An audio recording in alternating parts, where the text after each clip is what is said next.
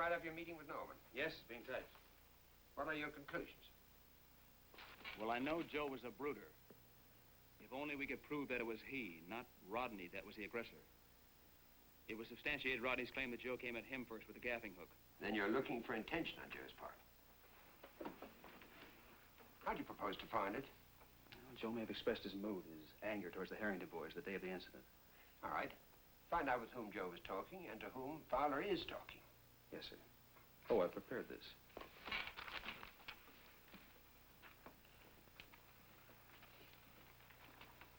Is this really necessary? I thought it best to have it ready. I asked the court to order the district attorney's office to give us the names of any persons who may have witnessed the incident or gave statements. Provide us with copies of the statements and give us permission to view any evidence. I've included a page of points to authorities. That's very thorough. But need we be so formal? I'd intended to ask Fowler for this information before the preliminary hearing. Quite sure he'd give it to us. He didn't strike me as the kind of man who'd give anything away. In our legal system, even a prosecuting attorney is innocent till he's proven guilty. I did a little research on our prosecutor over the weekend. Oh? I phoned an old classmate of mine. He's a junior associate with Hazlitt and Blackman. Fowler worked there for a year in corporation law. You make that sound like a pronouncement of doom. It isn't a sin for a young man to leave a big firm and start out on his own. Yes, but consider the logic. Most lawyers who start out in public service to gain experience enter private practice when the opportunity comes along. John Fowler did just the opposite. He started in a lucrative position with a solid future and gave it up to work for the state. And you're concluding he has political ambitions? If he does, this case is just the springboard he's been waiting for. Why, with names like Peyton and Harrington involved, he's got built-in headlines. Either one of those names will give him the front-page publicity he needs. If that's what he's after. If he isn't, he's wasted a lot of time. Prepped at Choate, magna cum laude at Yale, editor of the Law Review, passed up a plum position in the Judge Advocates Corps to Interflight School, presently a major in the Air Force Reserve. Now, that's a pretty impressive dossier, even if you're not the son of a highly honored public servant, which he is.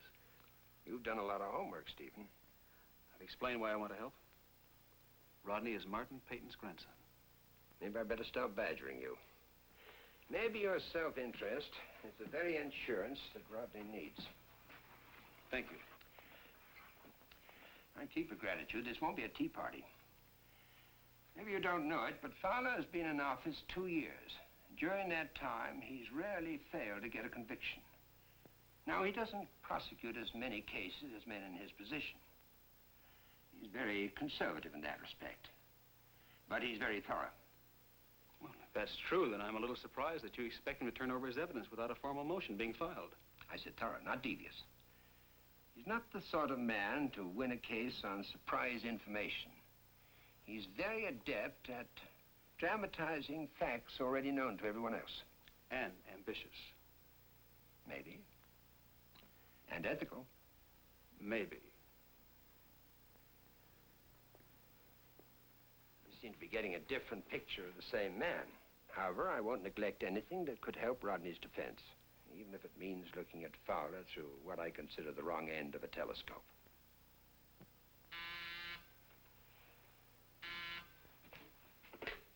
Hello? Put him on. Fine. How are you? All right, if it's important. About an hour? Good. You want to come over and have a talk? John Fowler.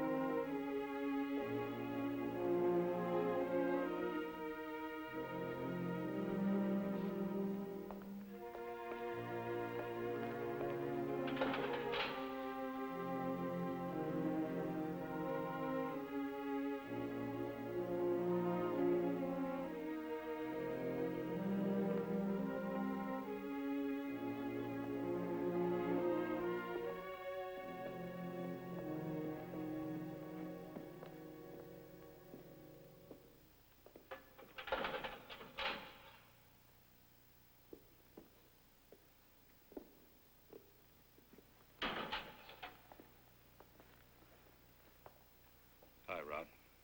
Mr. Carson. Mrs. Carson thought you might like to read these. Oh, thank you. How's it going? Well, I'm not allowed to answer any questions. Well, I'm not here to ask them. Mr. Dow's orders. No, that's okay. I understand. Well, why did you come? Well, I thought it might help. You see, there are certain experiences that sort of set men apart from those who've never shared them before. Like war, for instance, or this. How do you know what it's like if you've never been there? That's the worst of it. I haven't been there. And this is just the beginning. I don't know how I'm going to feel or act.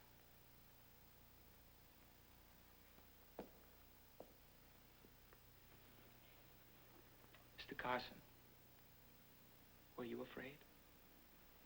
Sure. Everyone is. When that fear hit me, it was like I swallowed a hunk of ice, and instead of melting, it gets larger. By the time I get into the courtroom, you'll be all right. No, I'm going to be afraid. I can tell. Well, sure, you'll still have the fear, but you'll learn how to live with it. I just don't want to fall apart in front of everyone. You won't.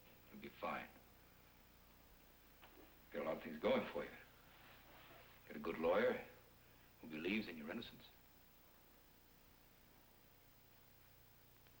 Believing it and proving it are two different things. Well, he doesn't have to prove it. See, you're innocent until you're proven guilty. Well, Mr. Fowler must think he can prove it or I wouldn't be here. Well, Mr. Fowler still has to get through the preliminaries, and even if he does, he'll be tried on the facts. You were tried on the facts. Well, I think that was a little different, Rodney. Was it? If anything, the facts were more in your favor. You weren't even there when it happened. Paul Hanley thought he heard your voice arguing, and the jury bought it. Kim Schuster didn't hear. She can't hear. She saw. She saw me fight Chernock. She saw me throw the gaffing hook. She saw him fall. Now, if you want to go by the facts, there they are. Except for one fact. The most important one. That I know I'm innocent. Of course. So did you, Mr. Carson.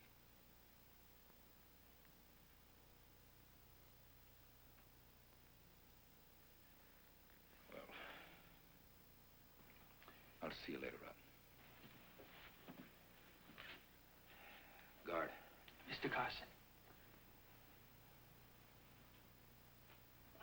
Would you thank Mrs. Carson for the books? Oh, sure.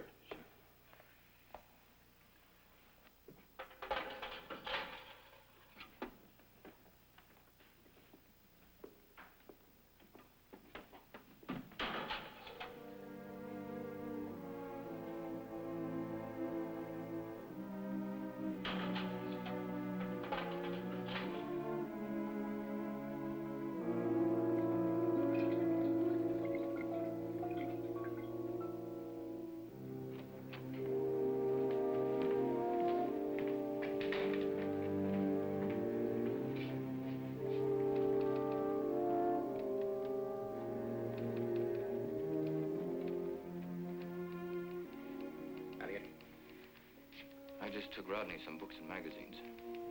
Very kind of you. Well, I'm sure you're anxious to see him. I think it's time for you and me to talk, don't you? Yes.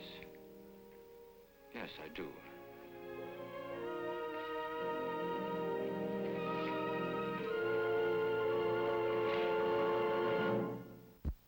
Preview from the continuing story of Peyton Place. I don't want to see Allison put through a ringer for the next few weeks. I don't see how we can avoid it. But you never sat through a murder trial. There's one I wish I had. I do need somebody. I'll always need you, Allison. All I care about is getting Rodney out of this mess. This mess you're talking about is called murder.